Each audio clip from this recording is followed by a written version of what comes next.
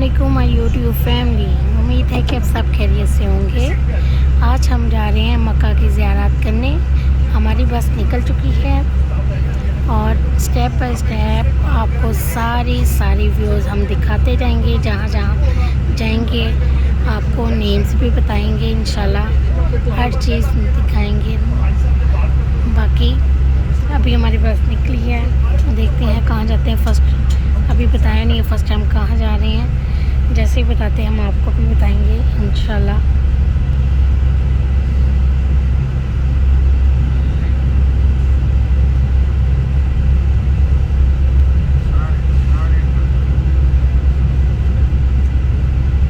Finally हमारी बस निकल चुकी है। जैसे ही हम कहीं पहुंचते हैं या कोई व्यू देखने वाला होगा, हम वीडियो अपनी स्टार्ट करते हैं।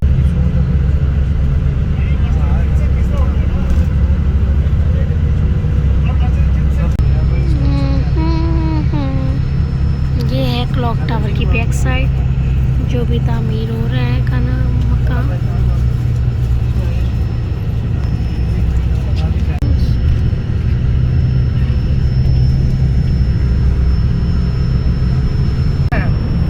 दुआ है कि अल्लाह पाक हमारा ये सफर अपनी बारगाह में मंजूर और मकबूल फरमाए। बोले ना आमीन। आमीन। सो गए? अभी तो गाड़ी में सवार हुए भाई, पहले ही सो गए आप? नहीं, सोना नहीं है। देखें, यह सफर है ना जो ये नसीब वाले लोग करते हैं, बगैर नसीब के लोग इधर नहीं आते। एक दफा सुभान अल्लाह कहेंगे तो 1 लाख का सवाब है। सुभान अल्लाह, कितना बड़ा अजर है। दुनिया में कहीं भी चले जाए, एक दफा कहेंगे तो 1 का ही सवाब मिलेगा। लेकिन ये वो शहर है मक्कातुल मुकर्रमा, जिसको ये सादत हासिल है कि आप 1 दफा सुभान अल्लाह कहेंगे तो 1 लाख का सवाब है। सुभान अल्लाह। सबसे पहले जो ज़ियारत है वो है जबले सौर। ये वो पहाड़ है जहां पर नबी करीम सल्लल्लाहु अलैहि वसल्लम ने अबू बकर सदीक के साथ 3 दिन और 3 रातें क़याम किया था। इसके बाद हमारी अगली ज़ियारत है मैदान अरफात। मैदान अरफात में पहली ज़ियारत मस्जिद निमरा। ये वो मस्जिद है जो साल में सिर्फ 1 दिन के लिए खुलती है, बाकी मुकम्मल साल ये मस्जिद बंद रहती है। एक अजान के साथ 2 नमाज़ें इकट्ठी पढ़ाई जाती हैं। 2 फर्ज जोहर के, 2 फर्ज असर के, और मगरिब की अजान तक हाजी साहबान मैदान अरफात में क़याम करते हैं। मगरिब की अजान तक हाजी साहबान मैदान अरफात में क़याम करते हैं। जब मगरिब का वक्त करीब होता है तो एक जोरदार गोला बजाया जाता है और हेलीकॉप्टर के जरिए एक मखसूस रंग का कपड़ा लहराया जाता है, ताकि हाजी साहबान को पता चले कि रवानगी का टाइम हो गया है। उसके बाद हाजी साहबान अरफात से मुजल्फा के लिए सफर करते हैं, मुजल्फा के लिए रवाना हो जाती है। इस मस्जिद के माशाल्लाह 6 मीनार हैं, 3 गुंबद हैं और कमो पेश 64 दरवाजे हैं।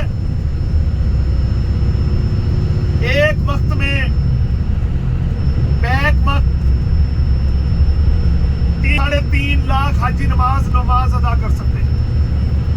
इस मस्जिद का कुछ हिस्सा मैदान अरफात की हदूद से बाहर है।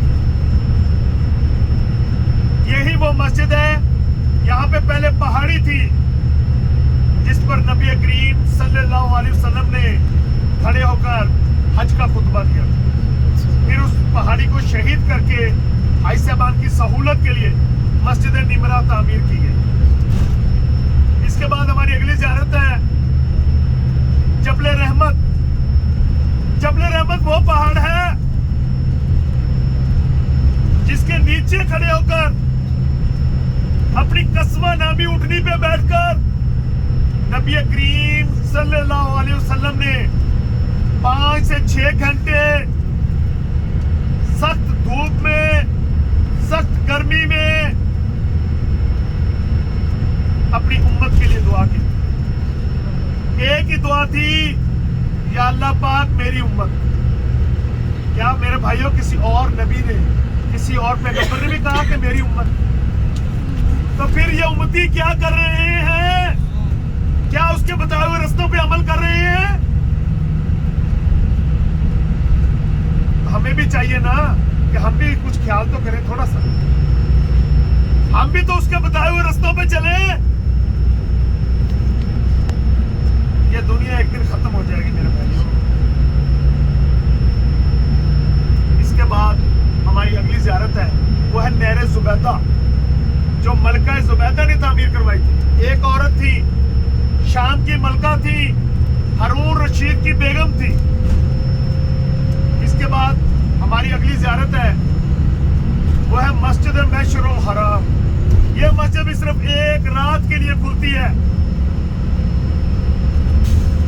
9 जिलहज की रात को मगरिब के बाद मस्जिद निमरा बंद होती है, ये खुलती है जब अल्लाह के मेहमान मुजल्फा में आ जाते हैं, तो ये मस्जिद खुलती है। इसके बाद हमारी अगली ज़ियारत है तौबा अस्तगफिरुल्लाह, या अल्लाह पाक तौबा, जहां पर अल्लाह पाक का अजाब नाज़िल हुआ था, वादिये मैसर। इसके बाद हमारी अगली ज़ियारत है मिकामे इस्माइल अलैहिस्सलाम, जहां पर अल्लाह पाक के हुक्म से हजरत इब्राहीम अलैहिस्सलाम हजरत इस्माइल अलैहिस्सलाम को ज़िबा करने के लिए लेके गए। इसके बाद हमारी अगली ज़ियारत है मस्जिद खैफ। यह मस्जिद सिर्फ 4 दिन के लिए खुलती है, 10 जिलहज को, 11 जिलहज को, 12 जिलहज को और 13 जिलहज को, जब अल्लाह के मेहमान मिना के खैमों में क़याम करते हैं तो ये मस्जिद खुली रहती है। बाकी मुकम्मल साल ये मस्जिद भी बंद रहती है। इसके बाद हमारी अगली ज़ियारत है जमरात, शैतान, जहां पर हाजी साहबान शैतान को कंकरियां मारते हैं। इसके बाद हमारी अगली ज़ियारत है गारे हिरा। ये एक पहाड़ और 2 नाम है मेरे भाइयों, इसको जबले नूर भी कहा जाता है। इसके बाद हमारी अगली ज़ियारत है मैदाने अदल, मस्जिद अदल, जहां पर हजरत उमर फारूक रज़ी अल्लाह ताला अन्हु अपनी अदालत लगाते थे, इंसाफ किया करते थे। इसके बाद हमारी अगली ज़ियारत है अदल कब्रिस्तान। इसके बाद हमारी अगली ज़ियारत है वो है जन्नतुल मौला कब्रिस्तान। यह जमीन का वो टुकड़ा है मेरे भाइयों जो जन्नत में से आया है। जन्नत में से जमीन के 2 टुकड़े आए हैं, जन्नतुल मौला कब्रिस्तान और जन्नतुल बकी। जो मेरे हाजी साहबान मदीना मुनव्वरा से होके आ गए हैं वो उसकी ज़ियारत करके आए होंगे, और जो इंशाल्लाह जाएंगे वो जरूर करेंगे। जन्नतुल बकी फजर की नमाज के फौरन बाद खुलती है। ये हरम के अंदर ही है, मस्जिद नबी के साथ है। और जन्नतुल मौला कब्रिस्तान ये असर की नमाज के बाद खुलता है, हरम से 3 या 4 मिनट की दूरी पे है। इसके बाद हमारी अगली ज़ियारत है मस्जिद जिन। ये वो मस्जिद है जहां पर नबी करीम सल्लल्लाहु अलैहि वसल्लम जिन्नों को दीन की तालीम देते थे। इसके बाद हमारी अगली ज़ियारत है वो है मस्जिद फतह। जब मक्का फतह किया था तो सहाबा इकराम ने उस जगह पे फतह का झंडा लहराया था। इसके साथ हमारी अगली ज़ियारत है वो है मस्जिद शजर। मस्जिद शजर का वाक़या इंशाल्लाह ज़ियारत पे जाके बताएंगे। इसके बाद हमारी आखिरी ज़ियारत आएगी जबले अबू कुदैस, जहां पर नबी करीम सल्लल्लाहु अलैहि वसल्लम ने उंगली के इशारे से चांद के 2 टुकड़े किए। पहली ज़ियारत मेरे भाइयों करीब आ गई है। जब तमाम मेरे हाजी साहबान नीचे उतरे, अल्लाह का जिक्र करते हुए नीचे उतरे, दुरूद पाक पढ़ते हुए नीचे उतरे। एक दुरूद पाक के बदले 1 लाख का सवाब है। ग्रुप की शक्ल में नीचे उतरना है। वापस आए तो बराए मेहरबानी अपनी अपनी सीटों पे बैठ रहे हैं।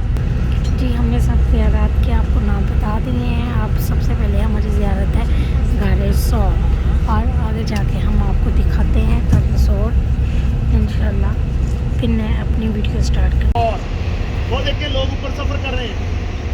ये जो सीढ़ी बनी है इसके ऊपर देखो वो छोटे छोटे सफेद और काले काले नजर आ रहे हैं सब आ रहे हैं। ये पैदल सफर कर रहे हैं।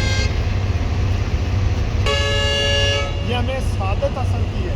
अल्लाह पाक की ये नेमत है हमारे लिए कि हम रोज इधर सफर करते हैं, रोज आते हैं। सिर्फ एक जुमे वाले दिन छुट्टी है हमारी, बाकी मुकम्मल हफ्ता अल्लाह पाक के हुक्म से हम यहाँ पे आते हैं। तो बहुत सारे ऐसा बने सवाल करते हैं 3 दिन और 3 रातें क्या किया। ये देखें मेरे भाइयों, वो सबसे ऊपर बुलंद पहाड़ी के ऊपर इस हाथ में बड़ा पत्थर बना है, उसके नीचे देखें सफेद सफेद। जिस आप मक्का से हिजरत करके मदीना तशरीफ ले जाएं, जब अपना हुजरा मुबारक से बाहर निकलते हैं, अबू बकर सिद्दीक रज़ियल्लाहु ताला अन्हु के दरवाजे पे जाते हैं, दस्तक देते हैं, अंदर से आवाज़ आती है या रसूलुल्लाह सल्लल्लाहु अलैहि वसल्लम का हाजिर हूँ। दरवाज़ा खुलता है, अबू बकर सिद्दीक बाहर आते हैं। आप सरकार कहते हैं अबू बकर सिद्दीक आपको कैसे पता चला कि मैं अल्लाह का प्यारा हबीब दरवाजे के बाहर खड़ा हूँ? तो अबू बकर सिद्दीक ने कहा या रसूलुल्लाह सल्लल्लाहु अलैहि वसल्लम, आपको याद होगा कुछ अर्सा पहले या कुछ दिन पहले आपने मुझे कहा था कि सबसे पहले जो मक्का से हिजरत करके मदीना तशरीफ लेके जाएंगे वो मैं और अबू बकर सिद्दीक होंगे। तो या रसूलुल्लाह सल्लल्लाहु अलैहि वसल्लम, मैं इस इंतजार में था, इस इंतजार में तरफ से मुझे पैगाम आएगा कि मदीना जाएंगे। देखिए मेरे भाइयों, हम एसी गाड़ी में आए, कोई मुश्किल नहीं आई, कोई परेशानी नहीं हुई। वीआईपी रोड है। उस दौर में ये रोड नहीं थी, ये रास्ते नहीं थे, ये गाड़ियां नहीं थी, ऐसे पथरीले इलाका था। आप सरकार ये जो सामने बिल्डिंगों के पार पहाड़ है, इनों से होते हुए, इनके ऊपर से होते हुए यहाँ पे पहुंचे। जब यहाँ पे पहुंचे तो नबी करीम सल्लल्लाहु अलैहि वसल्लम के पाँव मुबारक जख्मी हो चुके, पत्थर लग लग के पाँव जख्मी हो चुके थे, पाँव से खून बह रहा। अबू बकर सिद्दीक रज़ियल्लाहु ताला अन्हु के भी पाँव जख्मी थे, उनके पाँव से भी खून बह रहा था। तो जब यहाँ पे पहुंचे तो अबू बकर सिद्दीक ने कहा या रसूलुल्लाह सल्लल्लाहु अलैहि वसल्लम, अगर आप इजाजत दें तो मैं आपको अपने कदमों पे उठा के, इसकी ऊंचाई तकरीबन 7,500 फीट है, पहाड़ की चोटी पे ले चलूं? आप सरकार ने कहा अबू बकर सिद्दीक, जब आप मुझे कंधों पे उठाओगे तो आपको थकावट नहीं होगी? तो अबू बकर सिद्दीक ने कहा या रसूलुल्लाह सल्लल्लाहु अलैहि वसल्लम, जब अल्लाह का प्यारा हबीब मेरे कंधों पे होगा तो मुझे थकावट नहीं होगी। अबू बकर सिद्दीक रज़ियल्लाहु ताला अन्हु आपको अपने कंधों पे उठा के पहाड़ी की चोटी पे लेके गए। जब ऊपर पहुंचे तो अबू बकर सिद्दीक ने कहा या रसूलुल्लाह सल्लल्लाहु अलैहि वसल्लम, अगर आप इजाज़त दें तो मैं कार की सफाई कर लूँ? आपने कार इजाज़त दे दी, कार की सफाई हो गई। कार के अंदर छोटे छोटे सुराख थे। अबू बकर सिद्दीक रज़ियल्लाहु ताला अन्हु ने इमामा शरीफ उतारा, उसको फाड़ लिया, छोटे छोटे टुकड़ों में तकसीम किया और सुराखों में देना शुरू करा। इमामा शरीफ खत्म हो गया, सुराख बाकी बच गए। आपने अपना कमीज़ चोला मुबारक इसको भी उतारा, इसको फाड़ लिया, छोटे छोटे टुकड़ों में तकसीम किया और वो भी सुराखों में देना शुरू करा। कमीज़ मुबारक भी खत्म हो गया, एक सुराख बच गया जहाँ पर अबू बकर सिद्दीक रज़ियल्लाहु ताला अन्हु ने अपने पाँव की एड़ी रखी। आप सरकार हजूर पाक सल्लल्लाहु अलैहि वसल्लम आपकी गोद में आराम फरमा रहे, सो रहे हैं, नीचे से कोई चीज़ अबू बकर सिद्दीक के पाँव को डस रही है। उलमा इकराम कहते हैं कि वो सांप था। जब सांप ने पहली दफ़ा डसा तो आपने बर्दाश्त किया, सांप ने दूसरी दफ़ा फिर डसा, आपने फिर भी बर्दाश्त किया, सांप ने तीसरी दफ़ा फिर डसा, आपने फिर भी बर्दाश्त किया। जब सांप ने चौथी दफ़ा डसा, जो उसके जहर का दर्द था वो इतना शदीद था, उसके जहर का जो दर्द था इतना दर्दनाक था कि आपकी आंखों से आंसू जारी हुए। जब आंखों से आंसू जारी हुए तो नबी करीम सल्लल्लाहु अलैहि वसल्लम नींद से बेदार हो गए। जब नींद से बेदार हुए तो आपने कहा है अबू बकर सिद्दीक, क्या बात है, क्यों रो रहे हो? क्या आपको अपने आप पर मेरे बीवी बच्चे कुर्बान, मेरे बहन भाई कुर्बान, मुझे इनमें से कोई गम नहीं है। तो आपने कहा कि क्यों रो रहे हो, क्या बात है? कहा या रसूल अल्लाह, नीचे से कोई चीज़ मुझे डस रही है, डंक मार रही है। तो आपने कहा अपना पाँव साइड पे करें। जब पाँव साइड पे किया तो सांप नीचे बाहर आ गया। जब सांप बाहर आया तो आप सरकार ने कहा, ऐ सांप, तुझे नहीं पता तूने किस सहाबी को डसा है, किस सहाबी के पाँव पे जख्म किया है? तो सांप अल्लाह की बारगाह में दुआ करता है कि मेरे मौला मुझे ज़बान दे दे, कुछ देर के लिए ज़बान दे दे, मैं तेरे प्यारे हबीब के साथ बात करना चाहता हूँ। सांप की दुआ कबूल हो गई, सांप को ज़बान लग गई। तो सांप कहता है, ऐ अल्लाह के प्यारे हबीब, मैंने अल्लाह की बारगाह में दुआ की थी कि मेरे मौला मरने से पहले दीदार मुस्तफा नसीब होना। मेरे भाइयों, सांप की दुआ कबूल हो सकती है तो हम तो उसकी उम्मत में से हैं, हम तो उसके उम्मती हैं। तो तमाम भाई हाथ उठा के मेरी माँ भी दुआ करें कि या अल्लाह पाक मरने से पहले हमें भी दीदार मुस्तफा नसीब बता। आमीन। या अल्लाह पाक जब इस दुनिया फानी से चले जाएं, अंधेरी कब्र में जाएं, तो मेरे मौला सबसे पहले दीदार मुस्तफा नसीब बता। आमीन। या अल्लाह पाक हमारे गुनाह ना देख, अपनी रहमत देख मेरे मौला, हमें सबसे पहले कब्र के अंदर दीदार मुस्तफा नसीब बता। आमीन। तो जब आप सरकार ने कहा कि सांप तूने किस सहाबी को डसा, तो सांप ने कहा कि या रसूल अल्लाह सल्लल्लाहु अलैहि वसल्लम, अल्लाह ने मुझे कहा था कि इस गार में छुप जा, इस गार में बसेरा कर ले। मुझे आपका इंतज़ार करते हुए कमो बेश यहाँ पे 1200 साल गुजर गए। मैं इस इंतज़ार में हूँ कि मुझे कब दीदार मुस्तफा नसीब हो। आप सरकार सांप को कहते हैं, सांप यहाँ से चला जा, सांप वहाँ से चला जाता है। नबी करीम सल्लल्लाहु अलैहि वसल्लम अपना लब मुबारक निकालते हैं और अबू बकर सदीकी उस पाँव की उस जगह पे लगाते हैं जहाँ पे जख्म था, तो वो जख्म बिल्कुल ठीक हो जाता है। बाकी बयान इंशाल्लाह गाड़ी में होगा, क्योंकि आगे ज़ियारतें काफ़ी है, तो तमाम भाई दुआ करके गाड़ी में आए। जी देखिए, गाड़ी सो क्या है, ये आपको सारा बयान सब कुछ हमने बता दिया है। अब हम नेक्स्ट ज़ियारत के लिए जा रहे हैं, वहाँ जाके जो भी कुछ हुआ बताने के लायक हम सब कुछ आपको बताते रहेंगे। अल्लाह ताला आप लोगों को भी अपने घर की हाज़िरी नसीब फरमाए, आमीन। अब हम चलते हैं नेक्स्ट ज़ियारत के लिए और हम चलते हैं भी। सुभान अल्लाह कहना पड़ता है भाइयों, खुद बोले ना। मक्का के यहूदी, मक्का के मुशरिक लोग आपका पीछा करते हुए इसी पहाड़ी पे आ गए। बहुत मशहूर वाकया है। इस पहाड़ी पे आ गए, जो सबसे बड़ा यहूदी है वो कहने लगा कि नबी करीम सल्लल्लाहु अलैहि वसल्लम इसी गार के अंदर है। लेकिन जो छोटे मुशरिक थे वो कहने लगे, नहीं, आप सरकार हजूर पाक सल्लल्लाहु अलैहि वसल्लम इस गार के अंदर नहीं है। क्यों नहीं है?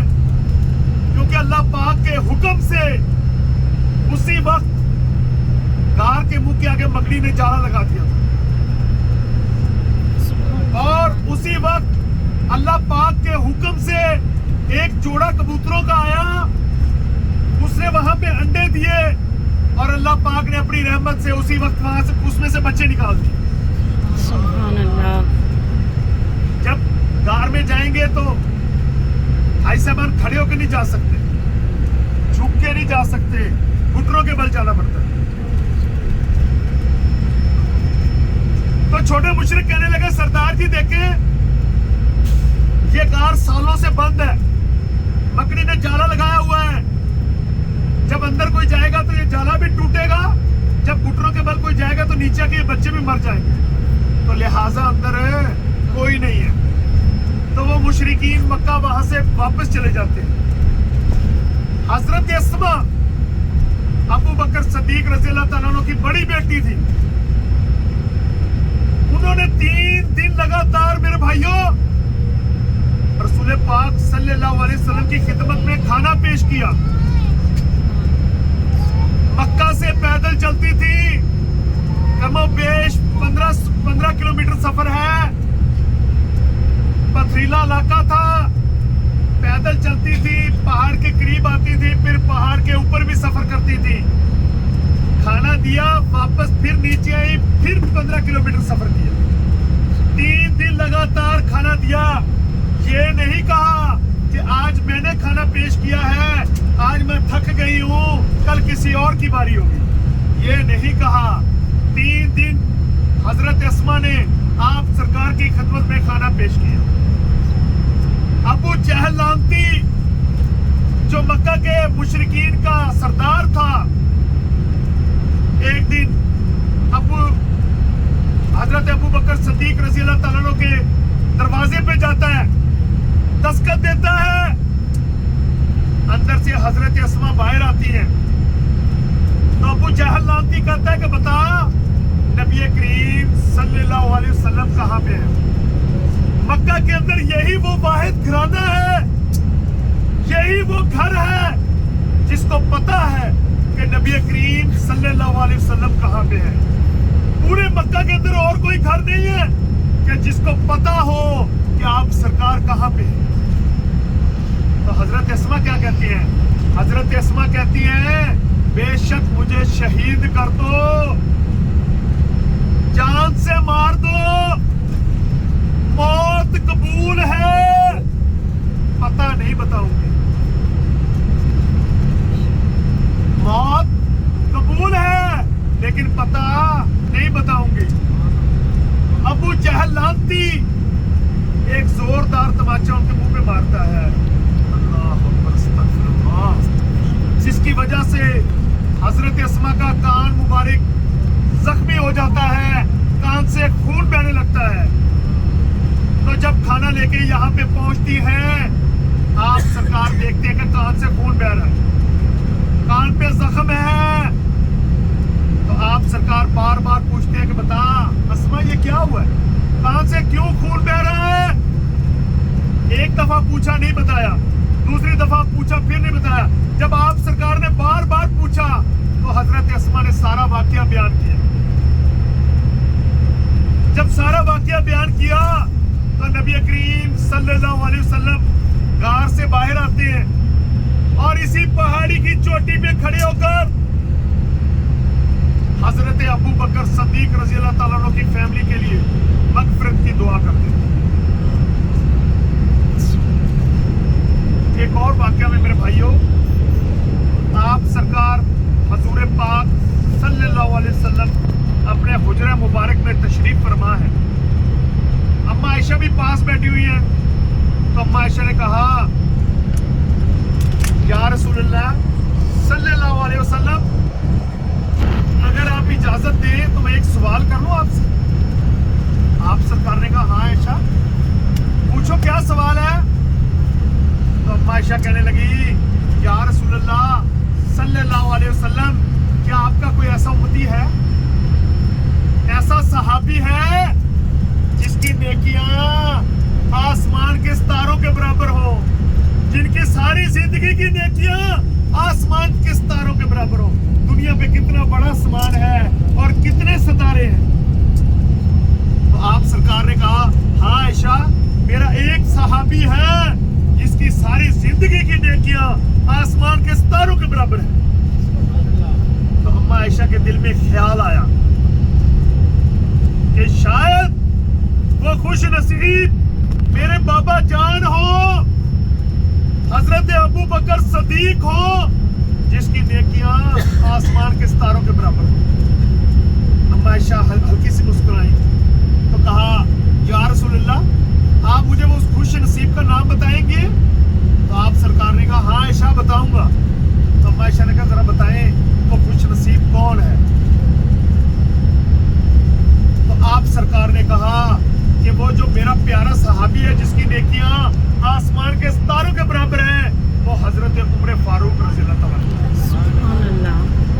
हजरत उमर फारूक की नेकियां मेरे भाइयों आसमान के सितारों के बराबर हैं। तो जब जवाब आया तो अम्मा आयशा थोड़ी सी परेशान हो गई कि मेरे बाबा जान का नाम तो नहीं आया, लिहाजा मेरे बाबा जान की नेकियां तो कम है। जब आप सरकार ने देखा कि अम्मा आयशा थोड़ी सी परेशान है तो आप सरकार ने कहा आयशा क्या बात है, क्यों परेशान हो? भाइयों, आपकी इंफॉर्मेशन के लिए, ये बहुत बड़ी यूनिवर्सिटी है, बहुत बड़ा दीनी मदरसा है। यहाँ पे लोग उलमा इकराम बनने के लिए आते हैं, दीन की तालीम हासिल करने के लिए आते हैं। यूरोप कंट्री से लोग आते हैं यहाँ पे उलमा इकराम बनने के लिए। और जो यहाँ पे टीचर है, उस्ताद है, लेक्चरर है, वो कोई और नहीं, हमारे इमाम काबा है। जो हमारे इमाम काबा है वो यहाँ पे दीन की तालीम देते हैं। और मेरे भाइयों, हमारे इमाम काबा की तादाद कितनी है? 10। सबसे बड़े जो इमाम काबा है वो है अब्दुल रहमान सुदैस साहब। तो आप सरकार ने कहा क्या बात है, क्यों परेशान हो? तो अम्मा आयशा कहने लगी, या रसूल अल्लाह, ये सवाल मैंने इसलिए किया था कि शायद वो खुश नसीब मेरे बाबा जान हो, अबू बकर सदीक रज़ी अल्लाह ताला अन्हु, जिसकी नेकियां आसमान के सितारों के बराबर। तो आप सरकार ने कहा, ए आयशा, ये सवाल आपने ऐसे नहीं करना था, ये सवाल आपने ऐसे करना था कि या रसूल अल्लाह सल्लल्लाहु अलैहि वसल्लम, क्या आपका कोई ऐसा उम्मती है जिसकी नेकियां आसमान के सितारों से भी कई गुना ज्यादा हो? तो फिर मैं कहता कि वो मेरा प्यारा सहाबी अबू बकर सदीक। सुभान अल्लाह। मेरे भाइयों, अबू बकर सदीक रज़ी अल्लाह ताला अन्हु की सिर्फ 3 दिन की नेकियां, ये जबल सौर वाली जिस ज़ियारत से भी आए हैं, जो आप सरकार के साथ 3 दिन गुजारे हैं, वो सिर्फ 3 दिन की नेकियां आसमान के सितारों के बराबर है। बाकी सारी जिंदगी तो बाकी है भी, सिर्फ 3 दिन की नेकियां ही आसमान के सितारों के बराबर है। मेरे भाइयों, मैदान अरफात करीब आ गया है। इस साथ पे आप देखेंगे, थोड़ा सा आगे जाके पीले रंग का बोर्ड नजर आएगा जिसपे लिखा होगा अरफात स्टार्ट्स हियर। अरफात की हदूद यहाँ से शुरू होती है। अरफात के मैदान के चारों जानिब पीले बोर्ड नजर आएंगे, किसी पे लिखा होगा अरफात स्टार्ट्स हियर, किसी पे लिखा होगा अरफात एंड्स हियर। ये देखिए, वो बताया था अरफात, अरफात स्टार्ट्स हियर, कि अरफात की हदूद यहाँ से शुरू होती है और यहाँ पे खत्म होती है। ये देखिए, अरफात का मैदान शुरू, यही वो मैदान है जहाँ पे 9 ज़िलहज को अल्लाह के मेहमान हज का वकूफ अदा करने के लिए आते हैं।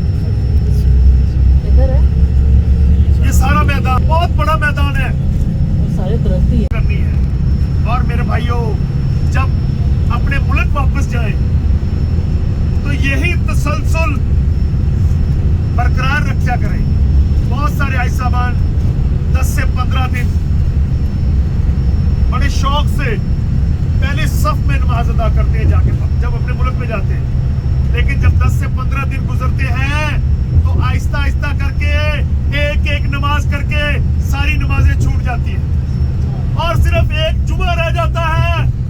मेरे भाइयों, ये ना हो कि हम नमाजें छोड़ी जा रहे हैं, वो वक्त आ जाए कि जब हमारे रिश्तेदार, हमारे दोस्त अहबाब, हमारे मोहल्लेदार हमारी नमाज पढ़ने के लिए खड़े हो जाए।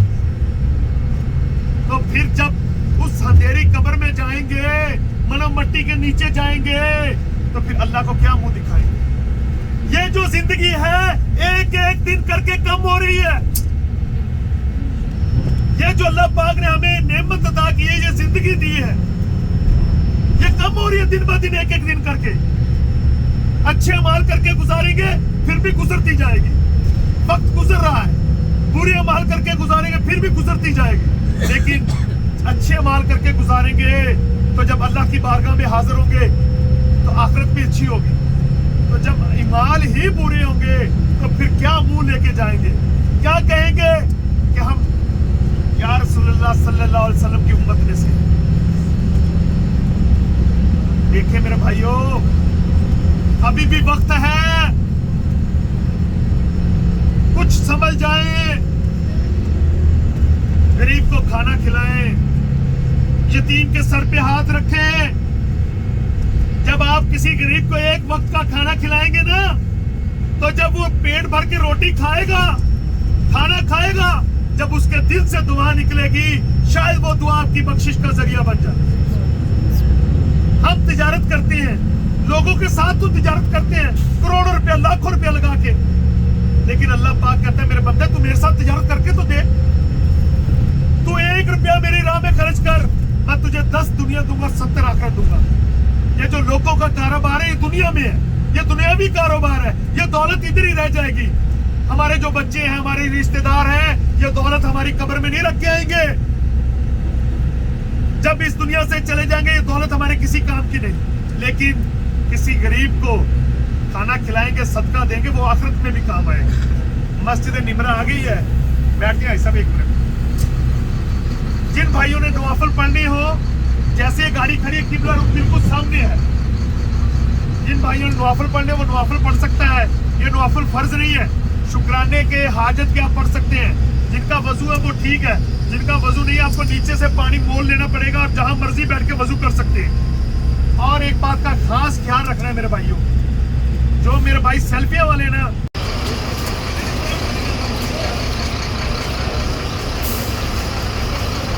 हम मस्जिद निमरा पर पहुंच गए हैं। अब यहाँ शुक्राने के या हाजत के 2 नफल अदा करेंगे, उसके बाद नेक्स्ट ज़ियारत पर हम जाएंगे इंशाल्लाह।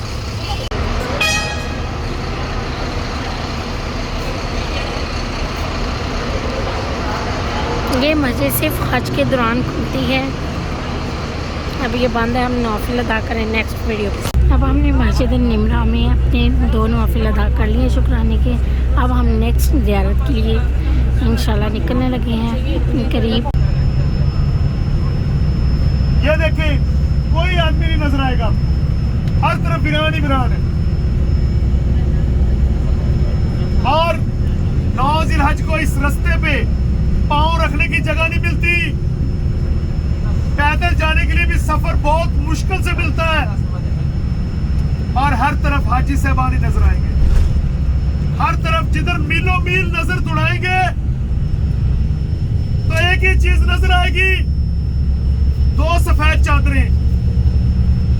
मेरे भाइयों ये कफन वाली 2 सफेद चादरें नजर आएंगी हर तरफ। उलमाए किराम कहते हैं कि यही महशर का मैदान है, लेकिन कुछ उलमाए किराम कहते हैं कि शाम में लगेगा, कुछ उलमाए किराम कहते हैं कि मैदान अरफात में लगेगा। ये तो अल्लाह को इल्म है। बहुत बड़ा। ये देखें मेरे भाइयों, मीलों मील आगे जो ज़ियारत है जबल रहमत, ये वो पहाड़ है जहां पर हजरत आदम अलैहिस्सलाम और अम्मा हवा की दुआ कबूल हुई थी। ऊपर चढ़ने की मेरे भाइयों कोई फजीलत नहीं है, हम इधर नेकियां इकट्ठी करने आए हैं। ऊपर चढ़ के आइसाबान सजदे शुरू कर देते हैं, चक्कर लगाने शुरू कर देते हैं, नाम लेना शुरू कर देते हैं, नाम लिखना शुरू कर देते हैं। क्या किसी पत्थर को सजदा है? तो फिर हम क्यों करते हैं? मेरे भाइयों इधर एक नेकी के बदले 1 लाख नेकियां हैं, तो एक गुनाह के बदले 1 लाख गुनाह भी है। आगे आपकी मर्जी है, 40 मिनट टाइम होगा आपके पास, जहां मर्जी जाए, जिधर मर्जी घूमे, ऊपर चढ़े, वो आपकी मर्जी। 40 मिनट गाड़ी आपका वेट करेगी, आपका इंतजार करेगी, लेकिन अल्लाह की रजा के लिए 10 मिनट टाइम और दे दो, इससे ज्यादा नहीं, क्योंकि फिर आगे से आते हैं, जोर की नमाज है, फिर रास्ते बंद हो जाते हैं। आपको पता है कि जब नमाज की टाइम करीब होता है तो रास्ते बंद कर दिए जाते हैं, तो फिर ऐसा मन कहते हैं जहां से उठाया था वहीं पे उतारो भाई, तो फिर कुफरी के पास उतारना फिर हमारी मजबूरी बन जाती है। लेकिन बहुत सारे ऐसा मन फिर हमसे झगड़ा करते हैं कि भाई सुबह तो बड़े प्यार से गाड़ी बिल्कुल करीब जा रही है, वरना वो 1 किलोमीटर के सफर पे गाड़ी लगती है। ये है जबल रहमत, जहाँ हज़रत आदम अलैहिस्सलाम और अम्मा हवा की दुआ कबूल हुई थी। ये वो वाली जगह है, लोग पहाड़ी पर चढ़ रहे हैं। देखें, यहाँ आप लोग भी दुआ कीजिएगा, अल्लाह ताला सबको हाज़िरी नसीब फरमाए, आमीन। आप देख सकते हैं कितने लोग यहाँ आए हैं और कितने लोग ऊपर तक गए हैं।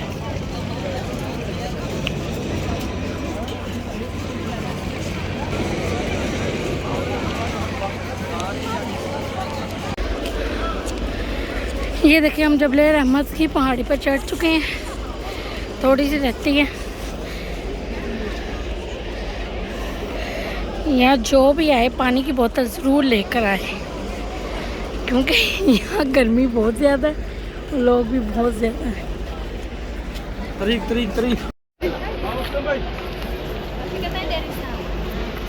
फाइनली हम पहाड़ी तक पहुँच गए हैं और यहाँ हमने दुआ मांगी है। सब लोग भी दुआ मांगे हैं, अल्लाह ताला सबको अपने हाजिर से फरमाए, आमीन। ये देखें आप व्यू देख सकते हैं, कितना ज़बरदस्त लग रहा है। चले अब हम अपनी उतरने लगे हैं, हम नेक्स्ट ज़ियारत पर जा रहे हैं, उधर जाकर फिर वीडियो स्टार्ट करते हैं। ये देखिए हमारा लास्ट यहाँ हो गया है जबल रहमत। अब हम इंशाल्लाह नेक्स्ट ज़ियारत की तरफ जाते हैं, तो वीडियो स्टार्ट करते हैं इंशाल्लाह। नेक्स्ट ज़ियारत हमारी देखते हैं कौन सी है, आपको गाइड कर दिया जाएगा। और मेरे चैनल को लाइक शेयर और सब्सक्राइब ज़रूर कीजिए। और मेरी वीडियोस आपको कैसी लगती हैं, व्लॉग्स कैसे लगते हैं, मुझे कमेंट बॉक्स में ज़रूर मुझे फीडबैक दिया करें। और अल्लाह ताला से दुआ है कि अल्लाह ताला आप सबको अपने घर की हाजिर नसीब फरमाए, आमीन। करने की नीयत से आई, उन्होंने देखा कि पानी की बहुत ज्यादा किल्लत है, पानी नहीं मिल रहा, तो अल्लाह की बारगाह में दुआ की कि या अल्लाह पाक मुझसे कोई ऐसा नेकी का काम ले ले जिससे मेरी बख्शिश हो जाए। तो जब वो वापस मुल्क शाम गई तो उन्होंने एक ठेकेदार से मशवरा किया कि मैंने ये ऐसे ऐसे नदी बनवानी है। तो ठेकेदार ने कहा कि मलका जी, कोई ये जो आप पैसे नदी पे लगाना चाहती हैं, किसी और काम में लगा लें, कोई और अल्लाह का नेक काम कर लें। तो मलका ज़ुबैदा ने कहा अगर एक दफा हथौड़ा मारने पर 1 दिनार खर्चा आएगा तो मैं देने के लिए तैयार हूँ। उस दौर में कुछ उलमा इकराम कहते हैं कि 1000 तोला, जो 1000 तोला सोना है ना, 1000 तोला के बराबर खर्चा आया था। और कुछ उलमा इकराम कहते हैं कि 17 लाख दिनार खर्चा आया था।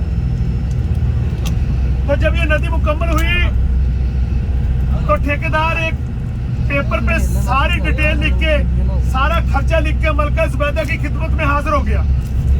तो जब पेपर खिदमत में पेश किया तो मलका ज़ुबैदा ने बगैर देखे वो पेपर फाड़ दिया और नदी में बहा दिया और दुआ की कि या अल्लाह पाक मुझसे कोई ऐसा, या अल्लाह पाक जैसे मैंने तेरी राह में बगैर हिसाब किताब की खर्च किया है, मेरा मौला तू भी क़यामत वाले दिन मुझे बगैर हिसाब किताब के बख्श देना।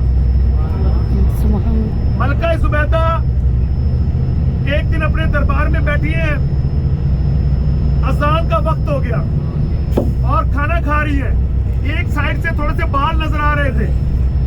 इमाम साहब ने जब अज़ान शुरू की तो मलका ज़ुबैदा ने अपना सर अच्छे तरीके से ढांप लिया, खाना साइड पे कर दिया और अदब के साथ अज़ान सुनी।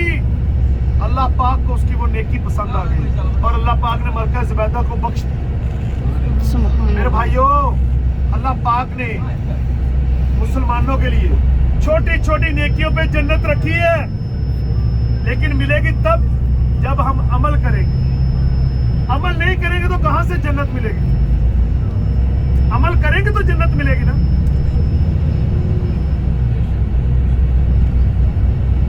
अल्लाह पाक ने हमारे लिए इतनी नरमियां रखी हैं, तो हमें भी चाहिए हम उस पे अमल करें, उसके बताए हुए रास्तों पे चलें।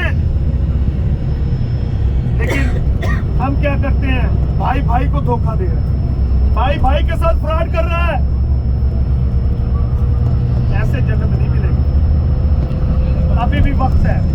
अल्लाह पाक कहता है मेरे बंदे, तूने बेशक सारी जिंदगी गुनाहों में गुजार दी, लेकिन तू एक दफा सच्चे दिल से तौबा करके मेरी तरफ लौट के तो देख, मेरे आगे सजदा करके तो देख, मैं तुझे कितना नवाजता हूँ। उलमा इकराम कहते हैं कि अगर कोई जवान आदमी सच्चे दिल से तौबा कर ले तो अल्लाह पाक फरिश्तों को हुक्म देता है, क्या मेरे फरिश्तों 40 दिन के लिए कब्रों से अजाब हटा दो। लेकिन तौबा सच्चे दिल से होनी चाहिए। मेरे भाइयों, अभी तो वक्त है, अभी तो टाइम है। जिंदगी का कोई पता नहीं, रात को सोए सुबह उठना है कि नहीं उठना, ये तो मेरे रब को पता है।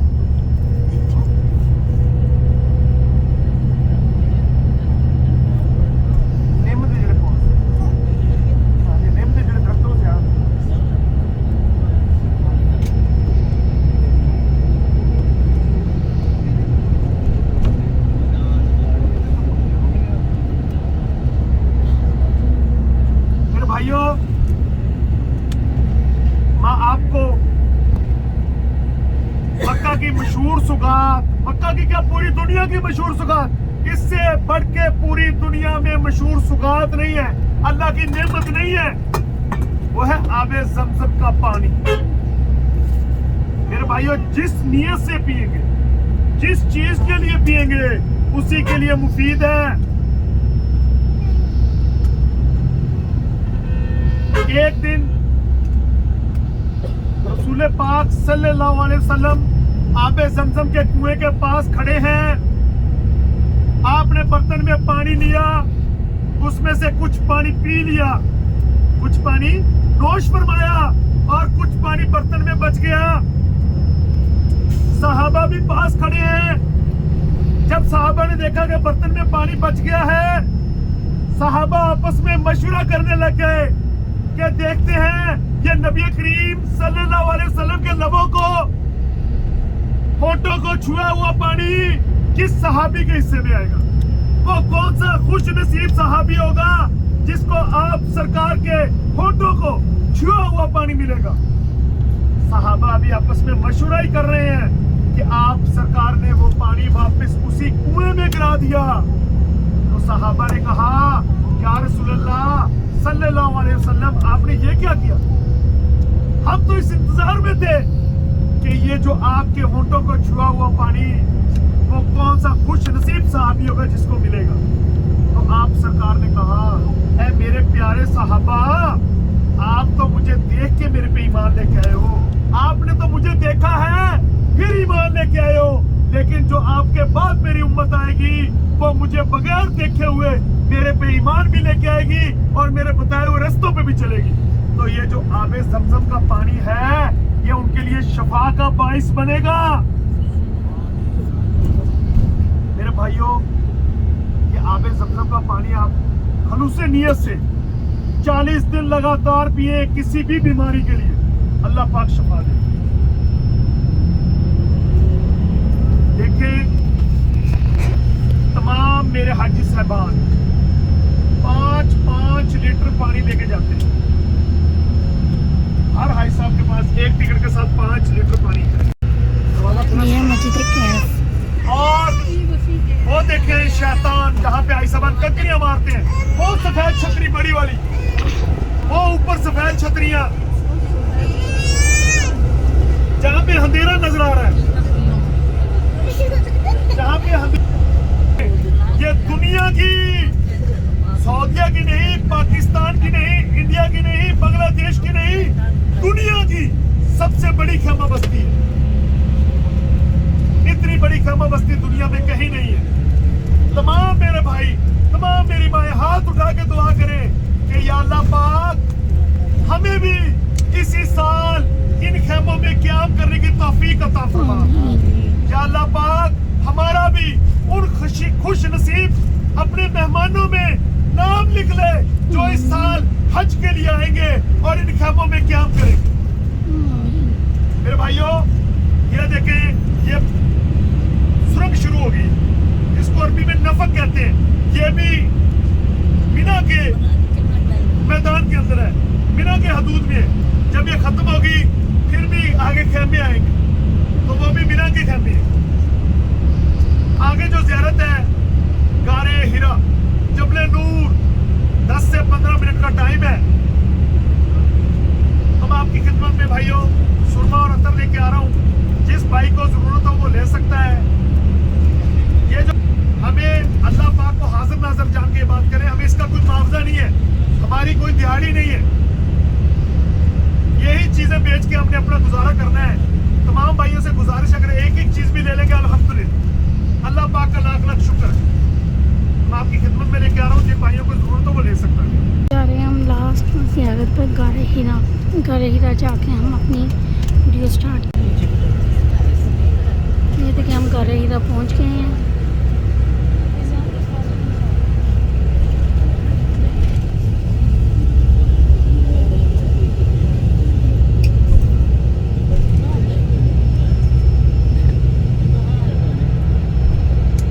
उमर फारूक इंसाफ किया करते थे।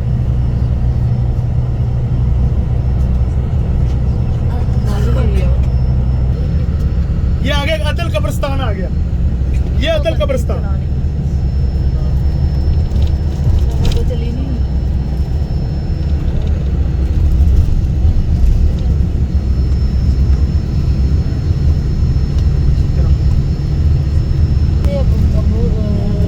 हम जा रहे हैं जन्नतुल मौला और आप कोल पढ़ के और सूरह फातिहा पढ़ के सले सवाब करें।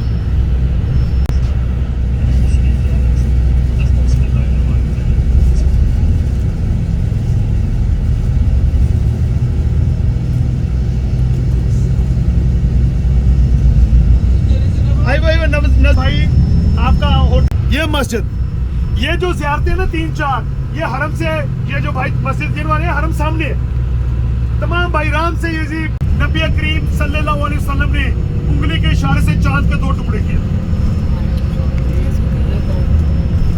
ये देखिए